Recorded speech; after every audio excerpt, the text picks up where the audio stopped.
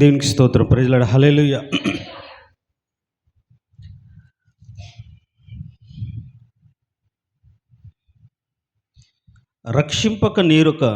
రక్షింపనేరక యుండినట్లు యెహోవా హస్తం కూర్చకాలేదు, విననేరక యుండినట్లు ఆయన చెవులు మందం కాలేదు. మీ దోషములు మీకును మీ దేవునికి అడ్డముగా వచ్చెను, మీ పాపములు ఆయన ముఖమును మీకు మరుగుపరచెను గనుక ఆలకింపకున్నాడు. ఈ వాక్యాన్ని పోయిన వారం ధ్యానం చేశాను. ఇంకొద్దిగా లోతుగా ఇంకొన్ని విషయాలు చెప్పాలనే ఉద్దేశంతోనే మరొకసారి వాక్యాన్ని చదివించడం జరిగింది. మనకు దేవునికి మధ్యగా ఉన్న పాపాలు ఏమిటి అనేది మనం పరిశీలించుకున్నప్పుడు చాలామందిలో పాపము అని పదే పదే చెప్పిన వాటి గురించి ఆలోచన చేస్తుంది. దొంగతనము చేయకూడదు, వ్యభిచరించకూడదు, అబద్ధ సాక్ష్యం చెప్పకూడదు, పొరుగువాని దేనిని ఆశింపకూడదు. సో ఈ మాటలు చిన్నప్పటి నుంచి వింటున్న వాటిని బట్టి ఒకవేళ మన జీవితంలో ఇవి చేయకుండా దొంగతనం చేయం, వ్యభిచారం చేయం, ఆశించము, ఉన్నదాన్ని బట్టి బ్రతుకుతుంటాం. ఒకరి జోలికి వెళ్ళాం, ఒకరి విషయంలో కల్పించుకోం. మనం ఉన్న దాంట్లోనే ఉన్నదాన్ని బట్టి తృప్తిగా బ్రతుకుతున్నాం. అయినా దేవుడు మన ప్రార్థన అంగీకరించట్లేదు. మనం ఆలోచన చేసుకుంటే అర్థమవుతుంది, అసలు నేను ఏం చేశాను. బైబిల్ ఒక్కటే మాట చెప్తుంది, ఆయన రక్షించలేకపోవడానికి గల కారణం, ప్రార్థన వినకపోవడానికి గల కారణం మీ పాపాలు, దోషం, అంతే, ఇంకేంది కాదు. మరి పాపముగా పరిగణించబడినటువంటి బైబిల్లో ఏ పాపం మనము చేయలేదు, కానీ దేవుని హస్తం కురుచగా ఉన్నట్లుగా కనిపిస్తుంది. ఏ కార్యము మన జీవితంలో జరిగించట్లే. ఎంతగా ప్రార్థన చేసినా ఆ ప్రార్థన దేవుడు వినట్లే. రక్షించయ్యా, రక్షించయ్యా, నా కుటుంబం ఇలా అయిపోతుంది, అలా అయిపోతుంది తండ్రి, నువ్వు తప్ప నాకు రక్షించే దేవుడు ఎవరు అని మనం ఎంత మొరపెడుతున్నా పేతురులాగా ఆయన కళ్ళెదుటే మునిగిపోతున్నాం. కారణం ఏంటి? మనల్ని మనం సద్విమర్శ చేసుకుంటే ఏ పాపం మనకు అనిపించదు. కానీ బైబిల్లో పాపము అనేదానికి అన్నీ డైరెక్ట్గానే లేవు, కానీ పాపం వలన క్రియలు ఏంటో, దానికి పర్యవసానం ఏంటో దేవుడు చెప్పాడు. ఏదైనా సరే ఆ పాపం మన బ్రతుకులో ఉండకుండా చూసుకోవాలి. దేనికి స్తోత్రం. హల్లెలూయా. ఫస్ట్ మనకు అర్థం కావాల్సిన మాట, అంశం ఒకటే, ఏదో ఒక పాపం నా దేవునికి నాకు అడ్డుగా వస్తుంది అనే ఆలోచన మనకు కలిగినప్పుడు పరిశీలించుకుంటాం, ఏం చేశాను అని అనిపిస్తుంది. అలా అనిపించినప్పుడు బైబిల్లో చెప్పబడిన ఇది పాపము, ఇలా చేయకూడదు అన్నవి మనం ఏం చేయట్లే. అయినా కానీ దేవుడు తన హస్తం కురుచైపోయినట్టుగా మన జీవితంలో ఏ కార్యము కూడా జరగకుండా ఆయన మన వైపు తన హస్తం చాచినట్టుగా ఉండట్లే. సో దీనికి గల కారణం ఏంటి అనేది మనం ఆలోచించినప్పుడు ముందుగా మనకు అసలు పాపం అంటే ఏంటి అని తెలిసి ఉండాలి అని పోయిన వారం చెప్పాను. పాపము అంటే ప్రతి ఒక్కరికి తెలిసిన సత్యం ఒకటి, ఆజ్ఞాతిక్రమమే. దేవునికి ఆజ్ఞలు అతిక్రమించిన దాన్ని బట్టి పాపము. అంతేనా అని చెప్పిన, ఇందాక మనం చెప్పుకున్న ఆజ్ఞలను అతిక్రమించిన దాన్ని బట్టి పాపం. ఈ పాపాలు మనం చేయలేదు కదా, మరి దేవుడు ఎందుకు మన జీవితంలో కార్యం జరిగించట్లేదు? ఆశించట్లేదు, దొంగలించట్లేదు, ఎవరి విషయంలో మనం కోరుకోవట్లేదు, కానీ ఎందుకు దేవుడు మన ప్రార్థన అంగీకరించట్లేదు? ఇంకా ఏదో పాపం ఆయనకు మనకు అడ్డుగా ఉంది అని ఎరిగి ఏ పాపము నాకు నా దేవునికి అడ్డం వస్తుందో ఆ పాపము గురించిన ఆలోచన మనకు ఒక స్పష్టం అవ్వాలనే ఉద్దేశంతోనే ఈ మాటలు మీకు చెప్పాలని ఆశపడుతున్నాను. దేవునికి స్తోత్రం, హల్లెలూయా. అందుకని పోయిన వారం మీకు చెప్పిన అంశం ఏంటంటే, మేలైనది చేయ నెరిగియు అలాగూ చేయకపోవుట పాపము. పోయిన వారం మనం ధ్యానం చేసిన అంశం అంటే, మన జీవితాల్లో పాపం ఏంటి అంటే, ఒకటి మనకు చేతనైన సహాయం చేయగలిగి ఉండి మనకెందుకులే అనుకొని ఉండడం పాపం. ఆ పాపము నీకు నీ దేవునికి మధ్యలో నువ్వు కోరుకున్న కృపను రాకుండా అడ్డుపడుతుంది అనే దాని గురించి చాలా లోతుగా అదే విషయంలో, అవును నాకున్నది నేను తింటాను, నేను ఎవరిని ఆశించట్లేదు కదా, ఎవరి మీద ఆధారపడట్లేదు కదా, నా కష్టం నేనే అనుభవిస్తున్నాను, ఒకడు దొంగిలలేదు, అబద్ధంగా అన్యాయంగా నేను సంపాదించుకోలేదు, రేయింబగలు నేను కష్టమే పడుతున్నాను, ఎండకి ఎండుతున్నాను, రాత్రికి తడుస్తున్నాను అని మనం అనుకుంటాం. అయితే ఇంత కష్టపడి ఉన్న మన బ్రతుకులో ఆ కష్టపడిన దాన్ని బట్టి, దేవుడు మనకు అనుగ్రహించిన దాని స్థితిని బట్టి, స్థాయిని బట్టి మనం పొరుగువాన్ని తిరస్కరిస్తే ఏంటంట, పొరుగువానిని తిరస్కరిస్తే పాపము. అది ఎంత పెద్ద పాపం అంటే నరకానికి వెళ్ళేటంత గొప్ప పెద్ద పాపం. చూడండి, నువ్వు ఏం చేయవు కానీ నీలో ఉన్న అహం, నేను నీతిమంతుడు, వాడు ఏంది, వాడు బతికేంది అనే ఫీలింగ్ నీ మనసులో ఉంటుంది. తిరస్కారం అంటే మొహాన చెప్పాల్సిన అవసరం లేదుగా. చెప్తారా ఎవరైనా? ఇంట్లోకి వెళ్తే నువ్వు రావద్దు, నాకు ఇష్టం లేదని మొండిగా చెప్పేవాళ్ళు ఎవరు ఉండరు. లోపల రాగానే మనసులో రకరకాలు అనుకుంటూ పైకి మాత్రం వందనాలు చెప్తాం, ఏదేం చేస్తాం. అంటే ఇప్పుడు ఏంటి, వారుకున్న స్థితిని బట్టి నువ్వు తిరస్కరించావు, నీకున్న స్థితిని బట్టి ఎదుటివారిని తిరస్కరించావు. ఏ స్థితిలో అయినా గొప్పవారు కొద్దివారిని తిరస్కరించవచ్చు, ఉన్నవాడు లేనివాడిని తిరస్కరించవచ్చు. ఇంకొకటి, మనకి ఏమీ లేకపోయినా ఒకవేళ నేను పరిశుద్ధునిగా బ్రతుకుతున్నాను ఫీలింగ్ ఉంటే, దానిని బట్టి ఎవరైతే పాపంలో ఉన్నారు అన్న వారిని చూసినప్పుడు తిరస్కారం ఒకలాంటిది. తిరస్కారం మన మనసులో కూడా రాకూడదు. చూడండి ఎంత జాగ్రత్తగా ఉండాలి. అంటే మనకు ఉన్నతమైన స్థితి లేదు, స్థాయి లేదు ఎదురువారిని తిరస్కరించడానికి.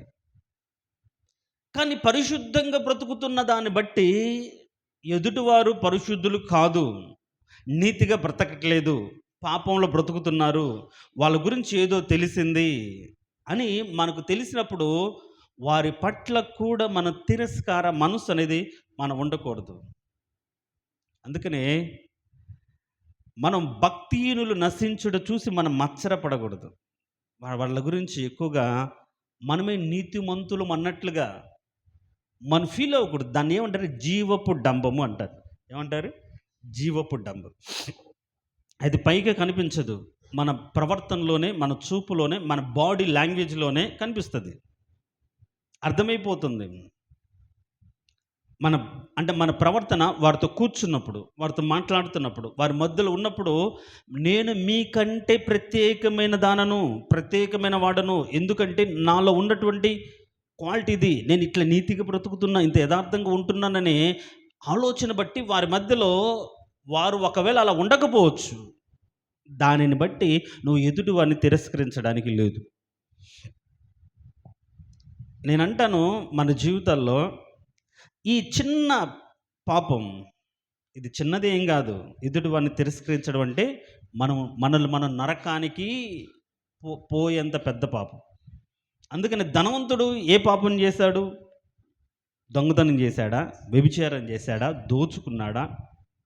తల్లిదండ్రులు బట్టో, వంశపారపరంగా వచ్చిన ఆస్తిని బట్టో సుఖంగా తినడానికి తిండి ఉంది, కట్టుకోవడానికి బట్టలు ఉన్నాయి, రోజు ఊదారంగా బట్టలు ధరించుకొని సుఖపడుతున్నాడు. కానీ నరకానికి ఎందుకు వెళ్ళాడు?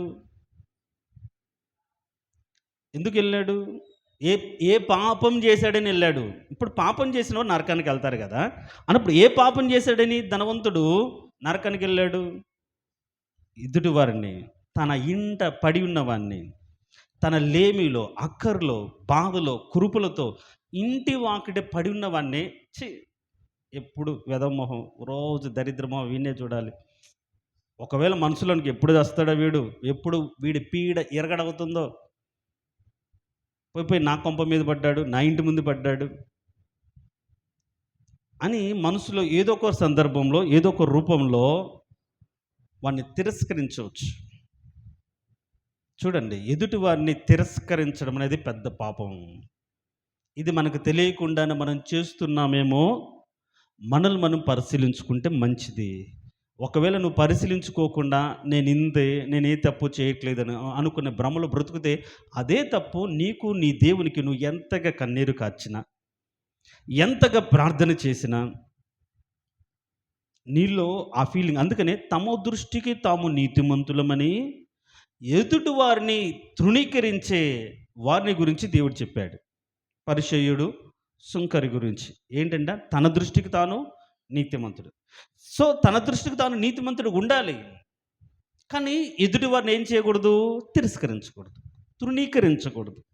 తృణీకరిస్తారు. తిరస్కరించడము, మాటల ద్వారా తృణీకరిస్తాం, స్థాయిని బట్టి తృణీకరిస్తాం.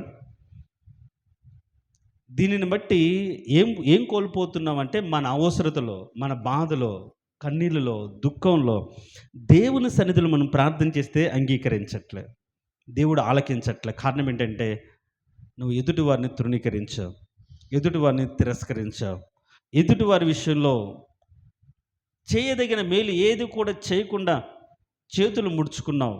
కాబట్టి అది పాపంగా మారుతుంది.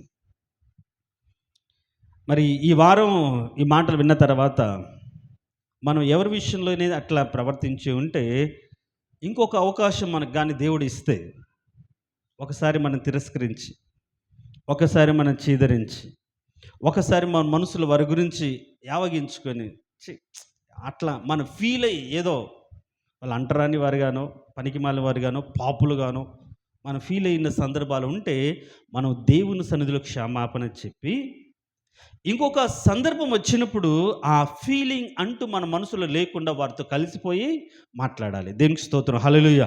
అప్పుడు దేవుడు మన హృదయాన్ని చూసి తిరస్కరణ లేకుండా, స్థాయిని చూడకుండా కలిసిపోయాడు అనే ఆలోచన కలిగి దేవుడు మన జీవితంలో క్రియ చేస్తాడు. దేవునికి స్తోత్రం, హల్లెలూయా. తర్వాత పోయిన వారం జనుల మాట వినడం కూడా పాపము అనే మాట కూడా విన్నాం. సో సౌలు ఆ పాపాన్ని చేశాడు.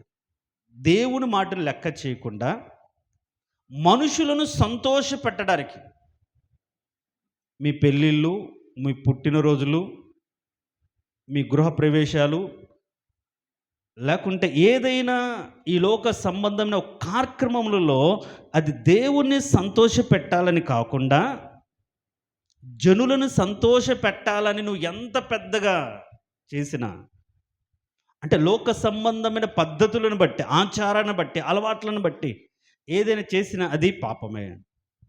అందుకని మీరు ఏమని చదివాం పోయిన వారం? పారంపర్యాచారం ప్రకారం వాక్యాన్ని నిరర్ధకం చేస్తున్నారు, వ్యర్థముగా ఆరాధిస్తున్నారు. కాబట్టి మన జీవితాల్లో బాగానే ఉంటాం, పెళ్ళిళ్ళు వచ్చేటప్పటికి పద్ధతులు వస్తాయి, ఆచారాలు వస్తాయి, అలవాట్లు వస్తాయి. ఇంకొక ఏదైనా కార్యక్రమం అనగానే వాక్యానుసారంగా కాకుండా లోకానుసారంగా ఉండడానికి కారణం ఏంటంటే మన లోకంలో ఉన్న వాళ్ళం కదా, మనుషులం కదా, తప్పదు కదా, వాళ్ళు వీళ్ళు వస్తారు కదా అని కాదు. వాళ్ళ గురించి వీళ్ళ గురించి వాళ్ళని సంతోషపెట్టడం, వీళ్ళని సంతోషపెట్టడం అనేది పాపము. దేవుని సంతోషపెట్టాలి. నువ్వు చేసే ఏ పనైనా దేవుని నామ మహిమార్థమే ఉండాలి. దేవుని గణపరిస్తే లోకం, మనుషులు నేను గణపరచాల్సిన అవసరం లేదు, దేవుడు నేను హెచ్చిస్తాడు. దేవునికి స్తోత్రం, హల్లెలూయా. కాబట్టి సౌలు దేవుని కృపను కోల్పోవడానికి గల కారణం ఏంటి అంటే, ఒకసారి తప్పిదం చేసిన, రెండోసారి అవకాశం ఇచ్చిన, రెండోసారి మొదటిసారి తన భయంతో ఆ పని చేసిన, రెండోసారి మాత్రం మనుషులకు భయపడి, జనములకు జడిసి, వారు చెప్పిన మాట విని దేవునికి విరోధమైన కార్యాన్ని చేసి పాపం తెచ్చుకున్నాడు. రెండు తర్వాత ఈరోజు నేను ప్రస్తావించాలనుకున్న అతి ముఖ్యమైన పాపం చూద్దాం. చూడండి, రోమీలకు రాసిన పత్రిక 14వ అధ్యాయం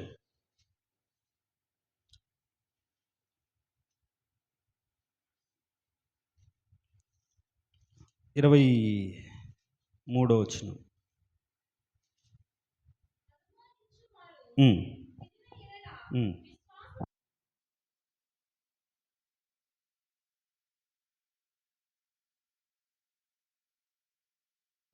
చాలు. ఇంకొక రకమైన పాపం ఏంటంటే, విశ్వాస మూలము కానిది ఏదో అది పాపము. ఏంటంట? విశ్వాసము మూలము కానిది, విశ్వాసము లేకుండా చేసే ఏ పనైనా పాపము అనంది. చూడు, విశ్వాస మూలము కానిది పాపము. మనం ఈరోజు నేర్చుకోవాల్సిన సత్యం ఏంటంటే, మన జీవితాల్లో ఏ పాపం అడ్డుపడుతుంది అంటే, విశ్వాస మూలము కాని పాపం. బైబిల్లో పాపాల గురించి చాలా ఉన్నాయి. మరణకరము కాని పాపము అని ఒకటి ఉంటుంది. మరణకరము కాని పాపం. వాస్తవానికి పాపం వలన వచ్చు జీతము మరణము. అంటే పాపానికి ప్రతిఫలం ప్రతిసారి మరణమే రాదు. మరణకరము కాని పాపములు కూడా ఉన్నాయి. అంటే వారు ఆ పాపము చేస్తే మరణము రాదు, కానీ ఈ లోకంలో శిక్ష, వేదన పొందుకుంటారు. ఒక మాట చూద్దాం. చూడండి, యోహాను రాసిన మొదటి పత్రిక 5వ అధ్యాయం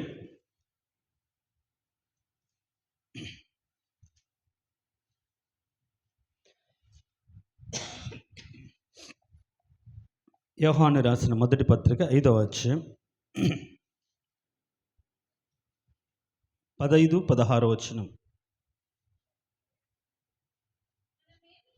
కాదమ్మా, 16 వచనం చదువు.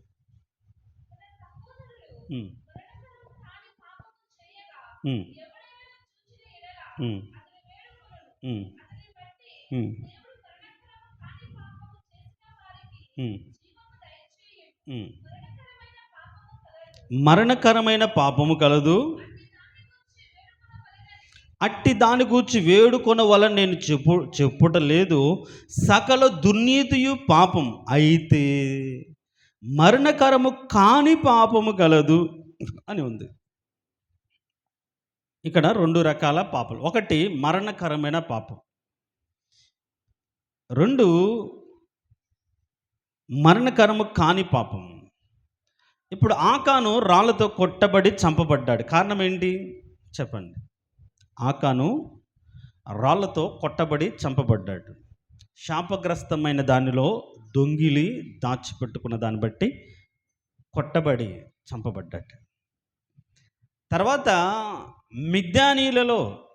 మిద్యానీల స్త్రీలతో ఒక వ్యక్తి వ్యభిచారం చేస్తున్నప్పుడు ఫీనెహాసు అతని వ్యక్తిని చంపి పాతి పెట్టాడు. అదే గుడారంలో వ్యభిచారం.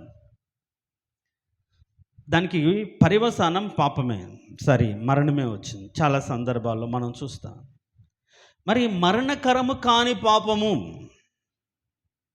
అంటే వాళ్ళు చేసిన పాపాన్ని బట్టి మరణము రాదు, కానీ ఈ లోకంలో దేవుని కృపను మన బ్రతుకులకు రాకుండా అడ్డుపడుతుంది. వినండి, చాలా జాగ్రత్తగా వినండి. ప్రతి మాట చాలా విలువైనదే. నేను కూడా చాలా ఆలోచించి ఆత్మలో రేపబడి చెప్తున్న మాటలు ఇవి. ఈ సత్యాన్ని మనం హృదయంలో దాచుకోకపోతే దేవుని కృపను పూర్తిగా మనం కోల్పోతూ ఉంటాం. పాపము అనేది రెండు రకాలు. ఒకటి మరణకరమైన పాపం. ఒకవేళ అలాంటి పాపంలో బ్రతుకుతున్న వారి గురించి నువ్వు పెద్దగా ప్రార్థన చేయాల్సిన అవసరం లేదు, వాడు చేస్తాడు అన్నట్లుగానే ఉంది. అంతేనా? మనం చదివిన వచ్చిన అట్టి వాని గురించి వేడుకొనవలని నేను చెప్పట్లేదు. కానీ ఎవరైతే మరణకరము కాని పాపం ఎవరైతే చేస్తారో వారి గురించి వేడుకో అంటాడు. చూడండి 16వ వచనంలో, తన సహోదరుడు మరణకరము కాని పాపము చేయగా ఎవడైనను చూచిన ఎడల అతడు వేడుకొనును. అతనిని బట్టి దేవుడు మరణకరము కాని పాపము చేసిన వారికి జీవము దయచేయును. మన ప్రార్థనలు కూడా ఎవరి విషయంలో పనిచేస్తాయి అంటే, మరణకరము కాని పాపం చేస్తూ ఉన్న వారి విషయాల్లో ఆ స్థితి నుంచి విడిపించబడ్డానికి, తప్పించబడ్డానికి చాలాసార్లు మనం చేసే ప్రార్థనలు పనిచేస్తాయి. ఇంకా మరణకరమైన పాపమే వాడు చేస్తే, ఇంకొకటి అంటారు వ్యభిచారము, దొంగతనము, నరహత్య, ఇదొక్కటే మరణకరమైన పాపం కాదు. కానీ బైబిల్లో ఇంకొక మాట ఉంటుంది. మన నాలుక, ఒక మాట చూద్దాం చూడండి. యాకోబు పత్రిక అనుకుంటాను, యాకోబు పత్రిక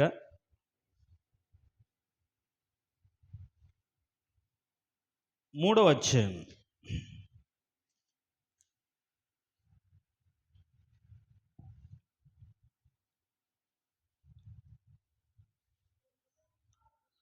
5 తర్వాత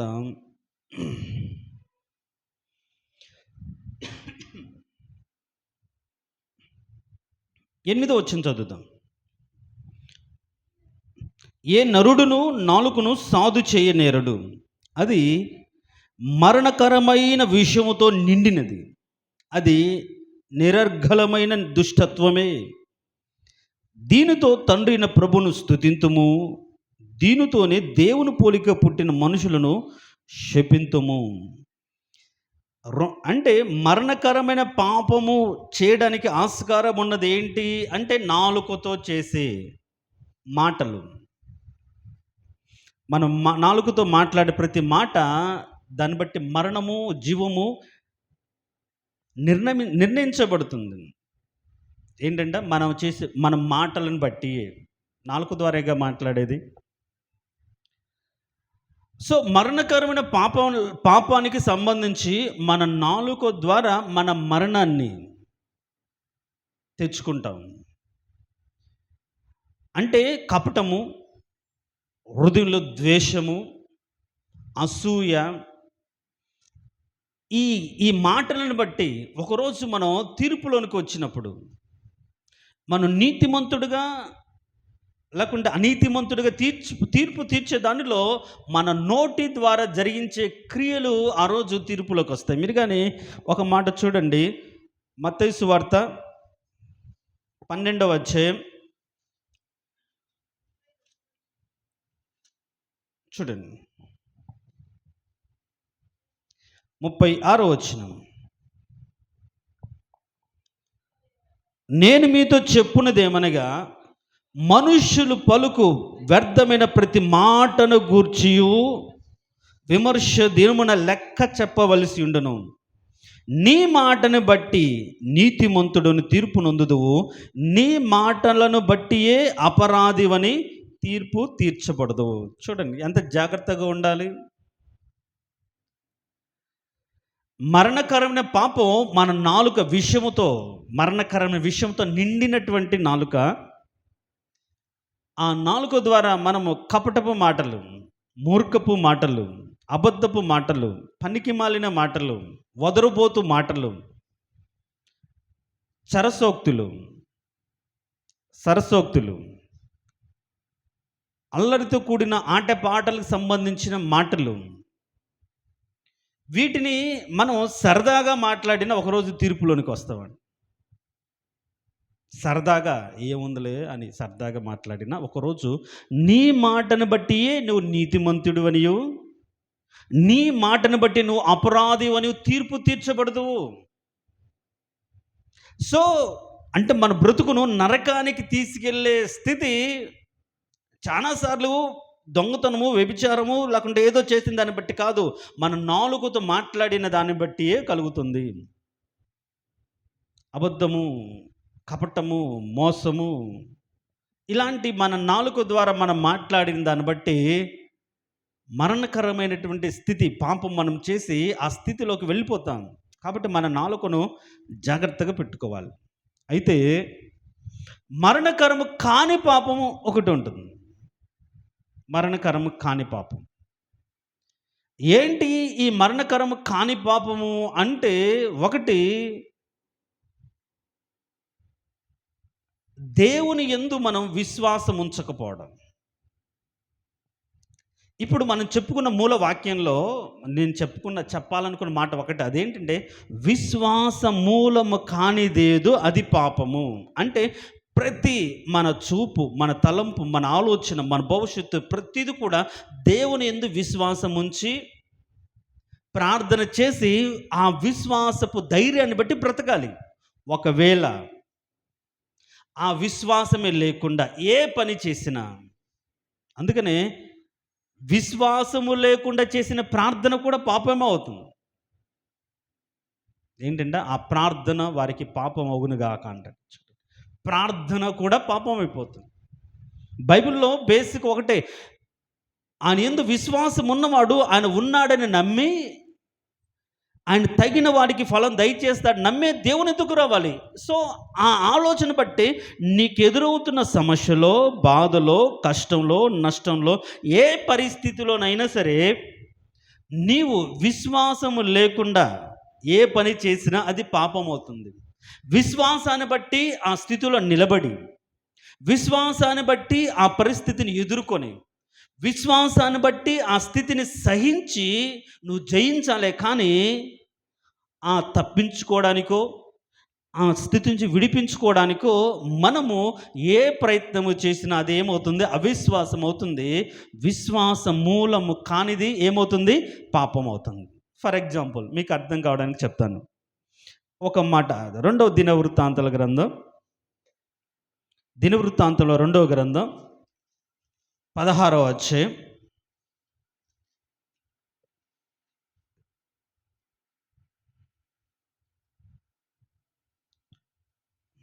దినవృత్తాంతంలో 2వ గ్రంథం 16వ అధ్యాయం 9వ వచనం.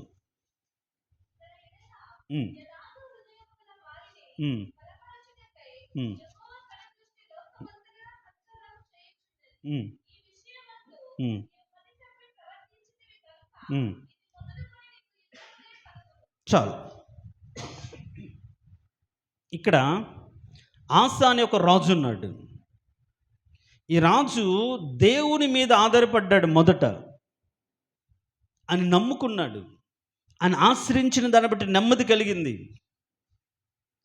ఆ మాట కూడా మనం ఆయన ఆశ్రయించి దేవుని దృష్టికి అనుకూలంగా జరిగించినట్లుగా మనం చదువుతాం. చూడండి 14వ అధ్యాయం మొదటి వచ్చిన 2వ భాగం నుంచి చూస్తే, ఇతని దినములలో దేశం 10 దినములు నెమ్మది పొందెను.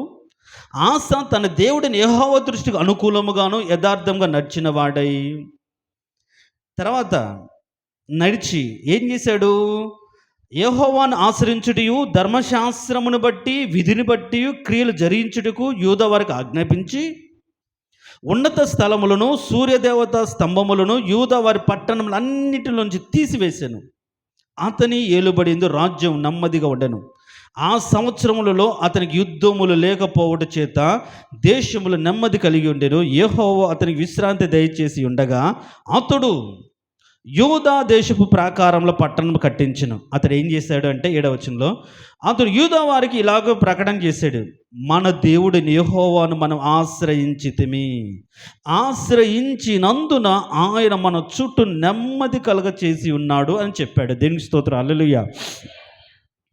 దేవుణ్ణి ఆశ్రయించినందుకు యుద్ధము లేకుండా పోయింది. దేవుడు నెమ్మది కలగ చేశాడు. పోనీ ఎట్లా ఆశ్రయించాడు ఆసా దేవుని అంటే? దేవుని దృష్టికి అనుకూలంగా ప్రవర్తించి ఆశ్రయించాడు. మనము దేవుని ఆశ్రయించడం అంటే మనకి ఇష్టానుసారంగా ప్రవర్తించవచ్చు. కష్టంలో, బాధలో దేవుని ఆశ్రయించకూడదు. దేవుడు అలాంటి ప్రార్థనలు అంగీకరించడు. అందుకనే నా పేరు పెట్టబడిన నా జనులు తమ్మును తాము తగ్గించుకొని చెడుతనం విడిచి ప్రార్థన చేయాలి. ఆయన పేరు పెట్టబడిన మనం తగ్గింపు ఉండాలి, చెడుతనం విసర్జించాలి, పరిశుద్ధత కలిగి దేవుని మందిరానికి వచ్చి ప్రార్థన చేయాలి. కానీ ఉన్న పాటున ఎట్లా ఉంటే అలా మనము చేయకూడదు. అందుకని ఆస దేవుణ్ణి ఆశ్రయించినప్పుడు చెడుతనాన్ని విసర్జించి, ఆ దేశంలో దేవునికి విరోధంగా ఉన్నటువంటి దేవతా స్తంభాలన్నిటిని పడగొట్టి తీసివేసి, దేవుని దృష్టికి యథార్థంగా ప్రవర్తించి దేవుని ఆశ్రయించిన దాన్ని బట్టి దేవుడు ఏం కలుగజేశాడు? నెమ్మది ఇచ్చాడు. ఈ నెమ్మదిలో 10 సంవత్సరాలు యుద్ధాలు లేకుండా చేశాడు. దీనిని బట్టి ఆయన కొన్ని ప్రాకారాలు కట్టించుకుని, అయితే 11వ సంవత్సరం ఒక రాజు ఆయన మీదకి యుద్ధానికి వస్తాడు. చూడండి, యుద్ధానికి వచ్చినప్పుడు ఈయన ప్రార్థన చేస్తాడు. మరి దాని గురించి ఎక్కువ అవసరం లేదు. చూడండి, 11 కింది వచ్చిన చదువుతాను. 14 అధ్యాయం దినవృత్తాంతంలో 2వ గ్రంథం 14 అధ్యాయం 11. ఆస తన దేవుడిని యెహోవాకు మొర్రపెట్టి, యెహోవా, విస్తారమైన సైన్యము చేతులు ఓడిపోకుండా బలము లేని వారికి సహాయము చేయుటకు నీకన్నా ఎవరును లేరు. మా దేవా యెహోవా, మాకు సహాయము చేయము, నిన్నే నమ్ముకొని ఉన్నాను.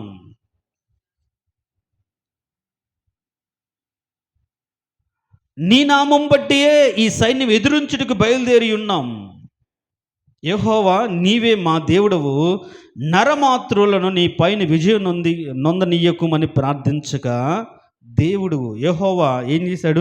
ఆ కూషీయులను వారి ఎదుట నిలవనీయక మొత్తినందుకు వారు పారిపోయిరి అని రాయబడింది. తన కష్టంలో, బాధలో దేవుని ఆశ్రయించాడు. ఇప్పుడు ఆస అప్పుడు ఆశ్రయించాడు, మొదటి దినాల్లో దేవుని ఆశ్రయించాడు.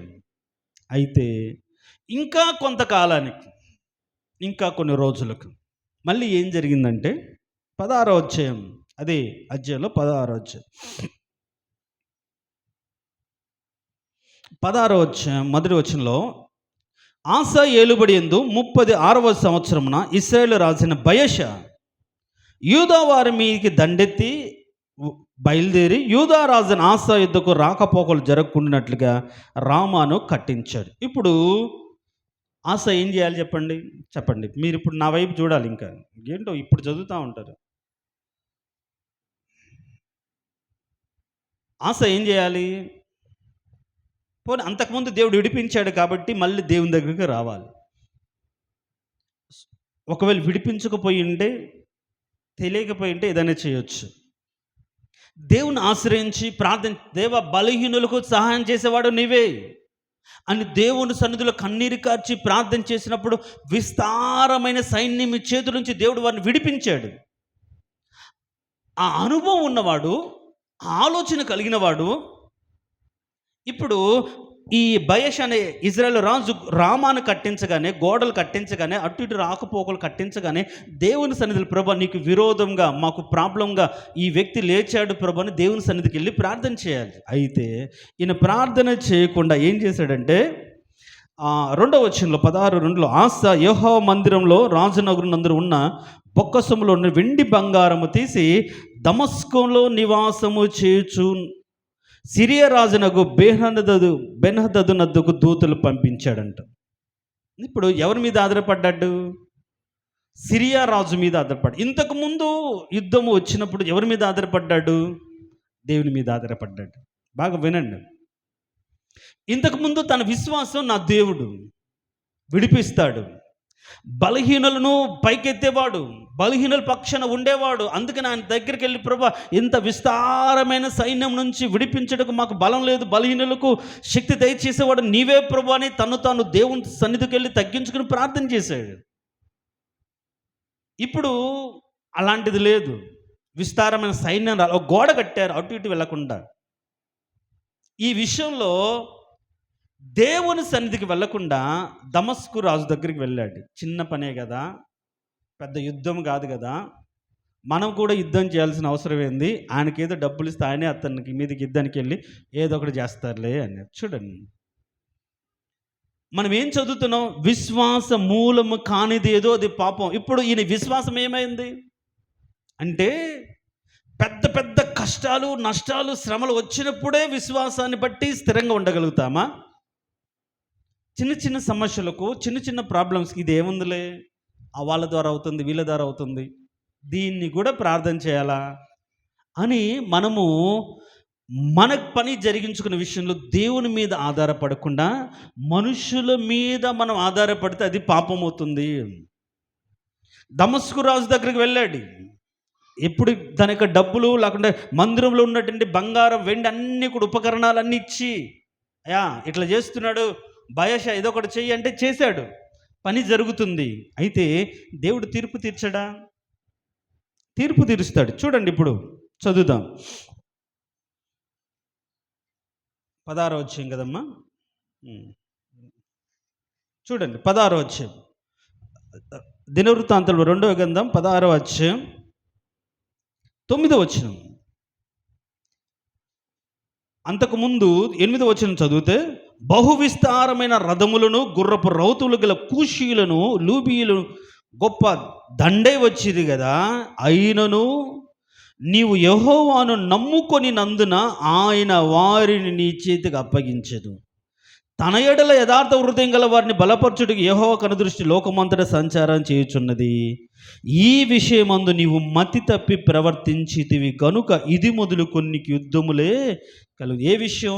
దేవుని మీద ఆధారపడే విషయంలో, దేవుని మీద మనం ఆధారపడే విషయంలో. ఇప్పటికి ఈయనకి విశ్వాసం లేదు, పోనీ దీనికి కూడా దేవుని దగ్గర వెళ్ళాలనే ఒక చులకన భావం, ఏదో మనకు చెప్పలేము. ఏ విషయంలో అయినా సరే విశ్వాసంతో దేవుని దగ్గరికి వెళ్ళాలండి మనం. అంతేగాని మనము దేవుని సన్నిధిలో ప్రార్థన చేసి మన సమస్యలు, ప్రభువా ఇది ఎవరి ద్వారా జరుగుతుందో వారిని ప్రేరేపణ చేయండి, వారి ద్వారా నాకు సహాయం చేయండి అని మనం ప్రార్థన చేయాలి. కానీ ముందుగానే మనుషుల దగ్గరికి వెళ్ళకూడదు. నువ్వు ప్రార్థన చేస్తే నీకు సహాయం చేసేవారిని దేవుడు లేపుతాడు, అది లెక్క. దేవుడు డైరెక్ట్గా ఏది సహాయం చేయడు, మనుషుల ద్వారానే దేవుడు సహాయం చేస్తాడు. కానీ నువ్వు ముందు మనుషుల దగ్గరికి వెళ్ళకూడదు. ఎవరి దగ్గరికి వెళ్ళాలి? దేవుని సన్నిధిలో కనిపెట్టి ప్రార్థన చేస్తే నీ ప్రార్థన బట్టి నీకు సహాయం చేసేవారిని దేవుడు లేపుతాడు. అది వాక్యానుసారం. మనం అధికారుల దగ్గరికి వెళ్ళకూడదా? వాళ్ళను వీళ్ళని అడగకూడదా? అడగాలి. అడగడం తప్పని చెప్పట్లేదు. అయితే వాటన్నిటికంటే ముందు నువ్వు ప్రార్థన చేయాలి. నీ నమ్మకం దేవుడై ఉండాలి. మనం వాళ్ళని అడిగి వీళ్ళని అడిగి అన్నీ చేసి వచ్చిన తర్వాత ఇట్లా చేసాము ప్రార్థన చేయండి అంటే కరెక్ట్గా చూడండి. ముందు దేవుని సన్నిధిలోకి రావాలి, అది విశ్వాసం. మనుషులను నమ్మడం అనేది దేవుని పట్ల నీకు అవిశ్వాసం అని అర్థమవుతుంది. అందుకని మనం ఎక్కడ పాపం చేస్తున్నామంటే మన అవసరతల కోసం దేవుని సన్నిధిలో ప్రార్థించకుండా, కనిపెట్టకుండా, అడగకుండా, దాని గురించి ఒక మాట కూడా దేవుని సన్నిధి ప్రభువా ఏం చేయాలని అడగకుండా డైరెక్ట్గా సమస్య రాగానే అక్క అని, వదిన అని, తమ్ముడు అని, లోకం వాళ్ళని వీళ్ళని వాళ్ళతో డిస్కస్ చేసి వాళ్ళతో మాట్లాడి వాళ్ళు ఆ మాటలు చెప్పారు, వీళ్ళు ఈ మాటలు చెప్పారు, అప్పుడు వాళ్ళు చెప్పిన దాని దగ్గరికి వచ్చి ప్రభువా సాయం చేయండి అంటారు. ఇప్పుడు ఏమవుతుంది? మన జీవితంలో దేవుడు హస్తం కూర్చైపోతుంది. ఎక్కడ కూర్చైపోతుంది అంటే విశ్వాస మూలము కాని పనులు మనం చేస్తున్నాం. ఆశ విషయంలో అదే. ఒకప్పుడు కాపాడాడు, ఒకప్పుడు విడిపించాడు, ఒకప్పుడు తప్పించాడు. కానీ ఇప్పుడు తన సమస్య వస్తే దేవుని నమ్మకుండా మనుషులు నమ్మాడు. అది ఎట్లా విశ్వాసం అవుతుంది? దేవుడే మనుషుల ద్వారా పనులు జరిగిస్తాడు. ఇప్పుడు యెహోవా మందిరం కట్టించడానికి దేవుడు ఎవరిని ప్రేరేపించాడు? కోరెషు. ఎవరతను? అన్యుడు. మన అవసరముల కోసం దేవుడు ఎవరెవరిని ప్రేరేపిస్తాడు. అందుకనే మనం అప్పుడెప్పుడు బైబిల్ స్టోరీలు చెప్పుకున్నాం, మన అవసరతలు, పరిశుద్ధుల అవసరతలు తీర్చడానికే ఈ లోకంలో ఉన్న లోకస్తులు భాగ్యవంతులుగా దేవుడు ఉంచాడు. వాళ్ళ భాగ్యం, వాళ్ళ అవసరం, వాళ్ళే మన అవసరం తీర్చడానికి దేవుడు ఆ స్థితిలో ఉంచాడు. కాబట్టి వాళ్ళు గొప్పవారను, అధికారులను ముందు వాళ్ళ దగ్గరికి వెళ్ళకూడదు. ఈ పాయింట్ మీరు చాలా జాగ్రత్తగా ఆలోచించాలి. దేవుని సన్నిధిలో ప్రార్థన చేసాం కానీ దేవుడు ఎందుకు సాయం చేయలేదంటే నువ్వు దేవుని సన్నిధికి రాలా. మొదట దేవుని ఆయన దగ్గరికి వస్తే దేవుడు ఏదైనా చేస్తాడు. మన జీవితంలో కూడా అంతే. విశ్వాస మూలము కానిది పాపము.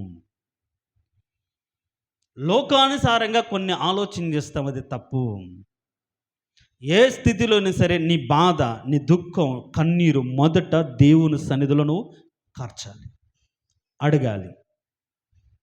నువ్వు అడిగిన దాన్ని బట్టి దేవుడు నీ ప్రార్థనకు నెరవేర్చే విధంగా మనుషులను ఏర్పరుస్తాడు, మనుషులను రేపుతాడు. వారి ద్వారా నీకు సహాయము కలుగుతుంది. వారే నీ దగ్గరకు వచ్చి నీకు సాయం చేస్తారు. కాబట్టి వాళ్ళ మీదే పడి వాళ్ళనే నమ్ముకొని మనం ఏ పని చేయకూడదు. కాబట్టి మన జీవితాల్లో, మన బిడ్డల విషయంలో, మనకు ఎదుర్కొంటున్న సమస్యల్లో, బాధల్లో మన విశ్వాసం ఎక్కడ ఉంది? దేవుని మీద దగ్గర ఉందా? దేవుడు కాపాడుతాడనే విధంగా ఉందా? లేకుంటే ఎవరొకరులే మనకు సాయం జరుగుతుంది, ఖచ్చితంగా సాయం కలుగుతుంది. ఇప్పుడు ఈయన బెనహదద్దుకు డబ్బులు ఇస్తే ఆ యుద్ధానికి వెళ్తే అతను మళ్ళీ అది మానేశాడు, కట్టడానికి మానేసి వెళ్ళాడు. పని జరిగిందా లేదా? పని జరుగుతుంది. కానీ ఏం జరిగింది? శిక్ష వస్తుంది. అది మనం దేవుని ఎదుట నమ్మకంగా లేకపోతే, ఇప్పుడు ఆశ ఒక్క విషయంలోనే తప్పిపోయాడు, విశ్వాస విషయంలో తప్పిపోయాడు. దానికి పర్యవసానంగా ఇది మొదలుకొని బ్రతుకులు యుద్ధములే. నేను అంటాను, ఏ విషయంలో నువ్వు విశ్వాసంలో తప్పిపోయావు ఆ రోజు నుంచి నీ బ్రతుకులు శ్రమలు ఎదుర్కొంటూనే ఉన్నావు. యుద్ధాలు జరుగుతూనే ఉన్నాయి. దేవుడు హస్తం కురుచైపోయింది, కాపాడట్లే. కారణం ఏంటి? నువ్వు దేవుని నమ్ముకోకుండా మనుషులు నమ్ముకున్నావు కాబట్టి. ఆశ విషయంలో అది జరిగి ఇది మొదలుకొని నీకు యుద్ధములే. మన సమస్యలు తీర్చడానికి మొదటి స్థానం, మొదటి ప్రాముఖ్యత, మొదటి ప్రాధాన్యత దేవునికి ఇవ్వాలి. కనిపెట్టి ప్రార్థన చేసి 1-2 రోజులు ఉపవాసం ఉండి దేవుని సన్నిధిలో కనిపెడితే ఆయన ఆలోచన చెప్తాడు. నెహెమ్యా ఉన్నాడండి, బాధపడ్డాడు. అయ్యో నా పట్టణం కాలిపోయింది, ఏం చేయాలి అని ఉపవాసం ఉండి ఏడ్చి ప్రార్థన చేసి రాజు దగ్గరికి వెళ్ళాడు. ప్రభు నా ఆలోచన సఫలపరచు అన్నాడు. ఆయన ఒక్కడు వెళ్తే సరిపోతుందా? సరిపోదు. దానికి అధికారం ఉండాలి, డబ్బు ఉండాలి, పని వాళ్ళు ఉండాలి, అన్నీ ఉండాలి. కానీ ఎప్పుడైతే దేవుని సన్నిధిలో కనిపెట్టి ప్రార్థన చేశాడో వాటన్నిటినీ దేవుడు సమకూర్చాడు. దేవునికి స్తోత్రం. హల్లెలూయా చెప్దాం ప్రజలు, హల్లెలూయా. విశ్వాస మూలము కానిది పాపము. నువ్వు చేసే పనిలో నమ్మకం లేకుండా, దేవుని నమ్మకుండా ఏ పని చేసినా అది పాపం. ఏ విషయంలోనైనా సరే నువ్వు ఆ ప్రవర్తిస్తుంది పాపం. నువ్వు నమ్మకం లేకుండా అది జరిగించావు కాబట్టి పాపం. ఈ పాపం నీకు నీ దేవునికి అడ్డుగా వచ్చి నీ జీవితంలో ఆయన క్రియ జరిగించకుండా అడ్డుపడుతుంది. కాబట్టి ఏం చేయాలి మనం? నేను దొంగతనం చేయలేదయ్యా, ఆ పని చేయలేదు, ఈ పాడు పని చేయలేదు, అని చేయట్లేదు, ఇది చేయట్లేదు, ఎందుకు అని కాదు. విశ్వాసం లేకుండా నువ్వు భక్తి కలిగి ఉన్నావేమో,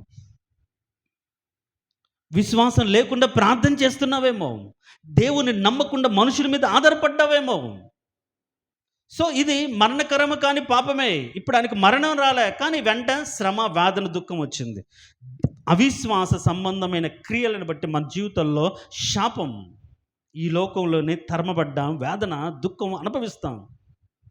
తర్వాత భక్తిహీనులకు మనం సహాయం చేయడము, దాన్ని బట్టి మన జీవితంలో పాపం చేసిన వారం అవుతాం. ఏంటంటే భక్తిహీనులకు సహాయం చేస్తే వాళ్ళు లోక సంబంధంగా దేవుని ఎరగని వంటి వారి విషయంలో అలాంటి వారితో మన విజ్జోడిగా ఉన్నా, అలాంటి వారితో సహవాసము చేసిన, బైబిల్ చాలా క్లారిటీగా ఉంది కదా. అవిశ్వాసకి విశ్వాసకి వాళ్ళెక్కడ, లేకుంటే పొత్తెక్కడ. భక్తిహీనులతో మన సంగతి ఉండకూడదు. అయితే వారితోనే మనము సహవాసము. ఇప్పుడు అది ఒక ఆజ్ఞ, ఉండకూడదు అన్నప్పుడు ఉంటే దాన్ని బట్టి ఏమవుతుంది? నష్టపోతాం.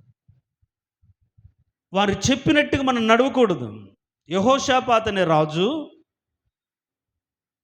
ఆహాబుకు తన కొడుకునిచ్చి, ఆహాబు కూతురును చేసుకున్నాడు తన కొడుకు. వాళ్ళు పార్టీ చేశారు, విందు చేసుకుంటారు కదా. విందు చేసి ఆహాబు ఏం చేశాడంటే యెహోషాపాతును ప్రేరేపించాడు. నాకు ఒకడు విరోధంగా ఉన్నాడు, అతని మీదకి యుద్ధానికి వెళ్తామంటే తిండి తిన్నాడు కాబట్టి, పార్టీ బాగా చేశాడు కాబట్టి, సరే మేమంతా కూడా నీ పక్షానే, పద యుద్ధానికి వెళ్దాం, అయితే ప్రార్థన చేద్దాం, ఎవరైనా కనిపెట్టేవాడు ఉన్నాడేమో చూద్దామని అని అడుగుతారు. దేవుడు వద్దని చెప్పిన, సరైన ప్రవక్త అక్కడ లేకపోయినా, ప్రవక్త హెచ్చరించిన, దైవదాసుని మాట కాదని, మీకా ప్రవక్త మాట కాదని యెహోషాపాతు ఆహాబు రాజుకు సహాయం చేయడానికి యుద్ధానికి వెళ్తాడు. యుద్ధానికి వెళ్ళేటప్పుడు ఆయన ఒక ప్లాన్ చేస్తాడు. నేను రాజు అని గుర్తుపెడతారు, నేను మారువేషం వేసుకుంటాను, నువ్వు అలానే ఉండు అనగానే ఈయన రాజుగా వెళ్ళేటప్పటికి ఆ ఇజ్రాయెల్ రాజును కాదనుకొని ఇతన్ని తరుముతావారు. అప్పుడు ప్రార్థన చేస్తాడు. అప్పుడు ప్రార్థన చేస్తే ఆ టైంలో మరణం నుంచి తప్పించబడతాడు. కానీ భయంకరమైన హెచ్చరిక అక్కడ పొందుతాడు. చూడండి ఒక మాట. అదే దినవృత్తాంతంలో 2వ గ్రంథం 19వ అధ్యాయం.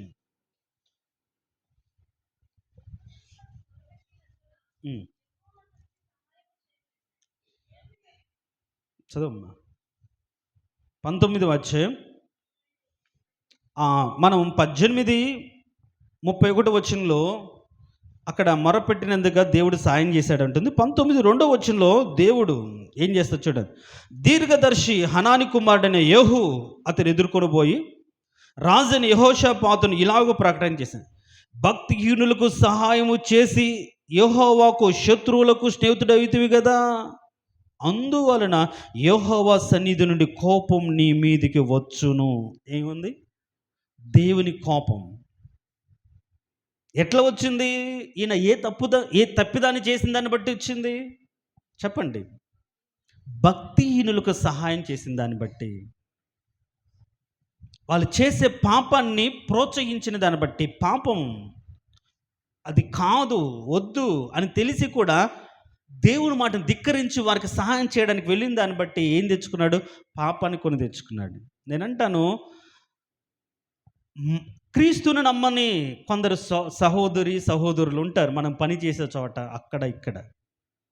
వాళ్ళు ఒక పాపపు పని చేస్తూను మన సలహా అడిగాడు అనుకోండి, మనం చేతులు కడుక్కొని దూరంగా ఉండాలి తప్ప, అవునా అట్లా ఎందుకు, ఇలా చేస్తే కూడా సరిపోతుందిగా అని వాళ్ళకి సలహా చేయడము, లేకుంటే ఆ పనుల్లో మనం సహాయపడ్డమో పాపము. అందుకనే కనిగిరి ఆల్ఫా డిగ్రీ కాలేజీలో వర్క్ చేసేటప్పుడు ప్రిన్సిపల్గా ఫంక్షన్స్ చేయాలి, ఫేర్వెల్ పార్టీ, వెల్కమ్ పార్టీ చేయాలి. ప్రిన్సిపల్గా అది బాధ్యత, సరే. కానీ దాని తర్వాత ఏమవుతుంది? పార్టీ అంటే ఫంక్షన్ వరకు ఓకే, దాని తర్వాత డ్యాన్సులు ఉంటాయి, డ్యాన్స్ ప్రోగ్రామ్స్. నేను మొదటే చెప్పాను, సార్ ఇవి నేను ఉండను, ఆ టైంలో పార్టిసిపేట్ చేయను, నాకు సంబంధం లేదు, ఇంతవరకు మాత్రమే నేను పార్టిసిపేట్ చేస్తాను. తర్వాత కొందరిని ఏర్పరిచి దాన్ని కండక్ట్ చేయడానికి అవి చూసుకుంటారు. కానీ నేను ఎలాంటిది, వీళ్ళు ఈ తర్వాత ఈ డ్యాన్స్ చేస్తారు, ఆ డ్యాన్స్ చేస్తారు, పిల్లల ముందు రవి సార్ అట్లా ఇట్లా కరెక్ట్ కాదు కదా, వీటికి దూరం. ఇప్పుడు ఇక్కడికి వచ్చిన తర్వాత కూడా సండేస్ పెడితే నేను వెళ్ళేవాడిని కాదు, రాను అని చెప్పాను. ఇంకోసారి జూనియర్ కాలేజ్ ప్రిన్సిపల్, సార్ మీ చర్చి 1:30కి అయిపోద్ది, భోజనానికన్నా రండి అన్నారు. అంటే మన ఐడెంటిటీని కొన్నిసార్లు కాపాడుకోవాలి. వీళ్ళు రారు, ఇలాంటి విషయంలో ప్రత్యేకంగా ఉంటారు, ఎందుకు బాధపడ్డాడు? ఒకవేళ మనసులో ఏమన్నా ఉండని, దూరంగా ఉండాలి అంతే. మనకు తెలుసు కాబట్టి, చేయగలుగుతాం కాబట్టి చేసి గొప్పగా చేశారు, బాగా చేశారు అనిపించుకోవడం కాదు. కొన్ని కల్చరల్ యాక్టివిటీస్, ఉమెన్స్ డే అని, లేకుంటే టీచర్స్ డే అని, ఇవి విద్యార్థులకు ఉపయోగపడే వాటిని మాత్రం, పిల్లలకు మోటివేట్ చేసే విధంగా, వాళ్ళకు ఒక ఆలోచన కలిగి వాటిని మాత్రం యాక్టివ్గా ఉండి చేస్తాం. అంతేగాని దేవునికి విరోధమైన కార్యాలు వాళ్ళు చేస్తున్నప్పుడు దాన్ని మనం చేయకూడదు. అలాంటి వాటితో మనం విద్యోడికి ఉండకూడదు, సలహాలు ఇవ్వకూడదు, స్నేహం ఉండకూడదు, పాలు పంపులు పొందకూడదు. మనం చేయంగానే సలహాలు ఇస్తాం, అది చేయొచ్చులే, ఇది చేయొచ్చులే. ఇప్పుడు పెళ్ళిళ్ళు జరుగుతున్నాయా, ఎవరన్నా వచ్చి మనం నలుగు పెట్టకూడదా అంటే, ఏముందిలే పెట్టచ్చు, ఏమవుతుంది? నేను కూడా దానికి అభ్యంతరం చెప్పాను. కానీ దాన్ని బట్టి వేదన, దుఃఖం, శ్రమ, దేవుని చిత్తం కాకపోతే, అది ఇప్పుడు దేవుని చిత్తం కాదు, ఏమొచ్చింది? కోపం వచ్చింది. అది ఏదో ఒకటి జరగవచ్చు కదా. కాబట్టి మన జీవితంలో దేవుని హస్తం ఎందుకు కురచవుతుందో మనం గమనించాలి. నేను ఈ పాపం చేయట్లేదు, ఆ పాపం చేయట్లేదు, అలా లేను. కానీ ఎందుకు జరుగుతుంది అంటే, ఒకటి నీ బ్రతుకులో విశ్వాసము లేని క్రియలు చేస్తున్నావు కాబట్టి పాపం అయిపోతుంది. 2 ఎదుటివారి అంటే పొరుగు వారిని తిరస్కరించి పాపం చేస్తున్నాం. 3 జనులను సంతోషపెట్టే విధంగా బ్రతుకుతున్నాం. అంత మాత్రం కాకుండా వచ్చే వారం ఇంకొకటి మాత్రమే చెప్తాను. అది చాలా ఇంపార్టెంట్. ఎందుకంటే ఈ విషయాలు గాని మనం నేర్చుకోకపోతే, తెలుసుకోకపోతే మనం కూడా ఒక భ్రమలో బతుకుతూ ఉంటాం. ఏంటిదంటే మొదటి నుంచి చెప్తున్నాను కదా! నేను ఆ పాపం చేయలేదు, ఈ పాపం చేయట్లేదు. దేవుడు నాకెందుకు ఈ క్రియ చేయట్లేదంటే, పాపం అంటే అదే కాదు, ఇవి కూడా పాపమే. దీనిని బట్టి నీ బ్రతుకులో యుద్ధాలు జరుగుతున్నాయి, శ్రమ వస్తుంది, దేవుని కోపం వస్తుంది, దేవుడిని కాపాడట్లేదు. అన్నీ కూడా మరణకరమైన పాపాలే కాదు, మరణకరం కాని పాపాలు కూడా ఉంటాయి. వాటి నుంచి మనం తప్పించబడాలి, వాటి గురించి మనం వేడుకోవాలని బైబిల్లో ఉంది. దుష్ట సంగతం చేస్తున్నారని వాళ్ళ గురించి మనం వేడుకోవాలి. జనులను సంతోషపెట్టే విధంగా బ్రతుకుతుంటే వాళ్ళ గురించి మనం ప్రార్థన చేయాలి. లోకంతో స్నేహం చేస్తున్న వాళ్ళ గురించి మనం ప్రార్థన చేయాలి. వారితో విజ్జోడుగా ఉండకూడదు, పరిశుద్ధుల సహవాసంలో ఉండాలి అని మనం వాళ్ళ గురించి ప్రార్థన చేయాలి. అంతేగాని తెలిసి కూడా వ్యభిచారంలోనే, తెలిసి కూడా పాపంలోనే, తెలిసి కూడా అదే స్థితిలో బ్రతుకుతున్న వారి గురించి మనం ప్రార్థన చేసిన బలి ఇక ఉండదు అని బైబిల్లో ఉంది. పరలోక సంబంధమైన విషయాలు ఒకసారి రుచి చూసి తెలుసుకొని మారు మనసు పొంది బాప్తీసం తీసుకుని అన్ని జరిగిస్తూ ఇది పాపము, తప్పు అని తెలిసి చేస్తున్న వారి విషయంలో మన ప్రార్థన కూడా జవాబు ఇవ్వదు, బలి ఉండదు అని అంటుంది. బలి ఎందుకు? ప్రాయశ్చిత్తం కోసం, క్షమాపణ కోసం. ప్రాయశ్చిత్తం జరిగితేనే క్షమాపణ కలుగుతుంది. కాబట్టి అలాంటి స్థితిలో మనం లేము కాబట్టి, అలాంటి క్రియలు జరిగించే స్థితిలో లేము కాబట్టి మరణకరం కాని పాపాలు మన బ్రతుకులు ఉంచుకొని దేవుని హస్తాన్ని ఏం చేస్తున్నాం? దూరంగా ఉంచుకుంటున్నామేమో, కురచ చేసుకుంటున్నామేమో. కాబట్టి ఈ విషయంలో మతి తప్పి మనం కొన్నిసార్లు ప్రవర్తిస్తున్నామేమో, లోక సంబంధమైన ఆలోచన చొప్పున మనం నడుస్తున్నాం. ఇవన్నీ కూడా బైబిల్ పాపాలని ప్రకటిస్తుంది. వీటిని బట్టి మన ప్రార్థన దేవుడు ఆలకించట్లేదు.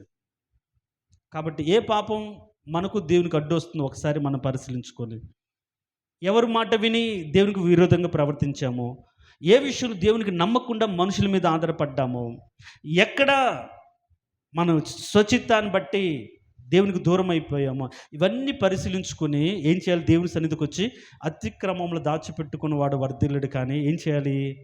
ఒప్పుకొని వాటిని విడిచిపెట్టాలి. మీకు తెలుసు, మీ మనసుకు తెలుసు ఏది పాపమో, ఎక్కడ చేసామో, ఏది అవిధేయతనో, ఏది క్రియనో, వాటిని వదిలిపెట్టి మనసు, అవును ప్రభా, నేను మరణకరమైన పాపం చేయలేదు, కానీ మరణకరం కాని పాపము చేసిన దాన్ని బట్టి నీకు నాకు అడ్డు వస్తుంది నా పాపం. దీన్ని తొలగించండి ప్రభా. ఏ విషయంలో అయినా సరే నీ మీద ఆధారపడతాను, నిన్నే ఆశ్రయిస్తాను, మనుషులు సంతోషపెట్టను. విశ్వాసం మూలంగానే నీతిమంతుడు బ్రతుకుని బైబిల్ ఉన్నట్టుగా ఆ విశ్వాసం మూలంగానే అబ్రహాం బ్రతికినట్లుగా బ్రతుకుతాను. ఎక్కడ కూడా నేను సందేహించును, అవిశ్వాసంతో ఉండను అని మనల్ని మనం పరిశీలించుకుని సమర్పించుకుంటే మన విశ్వాసాన్ని దేవుడు బాగు చేసి, మనం బాగు చేయబడిన ఆ విశ్వాసాన్ని బట్టి దేవుడి క్రియ మన జీవితంలో జరుగుతుంది. ఇలాంటి ఉన్నతమైన కృప ప్రతి ఒక్కరికి దేవుడు అనుగ్రహించును గాక. ఆమేన్. తలలు వంచండి. ఓకే. మన పోయిన వారం